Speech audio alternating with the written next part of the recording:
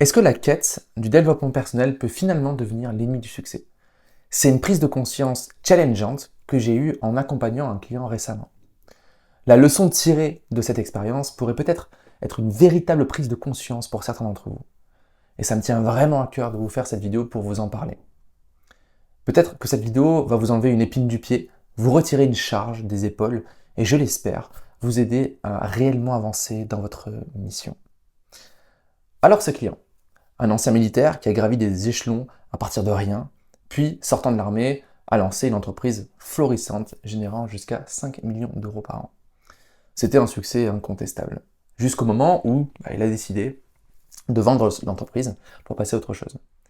Peu de temps après, il décide d'en monter une autre, dans le conseil en investissement financier. Dans un élan, il plonge dans le développement personnel, cherchant à optimiser encore plus sa routine, sa mentalité, son mindset, etc. Son but évoluait différemment de ses dernières aventures.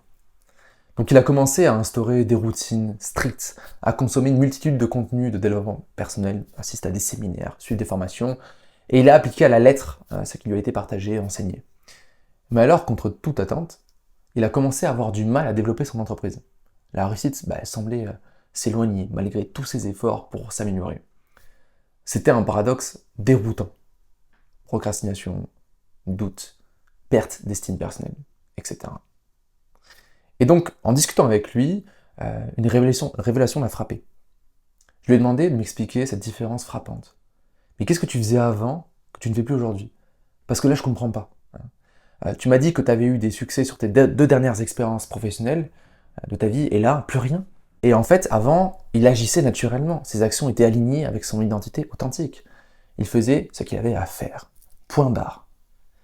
Mais avec son immersion dans le dev perso, il s'est déconnecté de cette authenticité en cherchant à se mouler dans des idéaux de succès prédéfinis.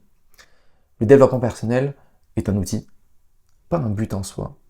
C'est un bonus, une façon d'affiner vos compétences, pas un moule dans lequel vous devez vous forcer à rentrer.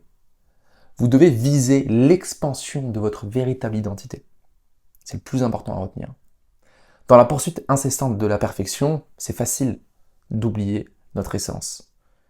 Mais c'est notre individualité brute qui crée la valeur, pas la version polie que le monde veut parfois que nous soyons. Il est tentant de chasser les idéaux de perfection, mais n'oubliez pas, c'est votre caractère unique, avec toutes ses imperfections, qui vous distingue et qui crée un impact durable dans le monde. Alors, prenez un morceau de papier, un stylo, et prenez quelques minutes pour répondre à ces deux questions. Et si c'était bien plus simple de réussir, comment feriez-vous?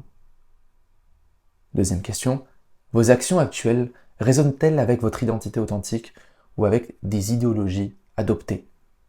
Avec ces deux questions, je pense que vous allez prendre un temps de réflexion profond pour incarner votre véritable identité. Réfléchissez-y, le succès ne vient pas de la conformité, mais de l'authenticité.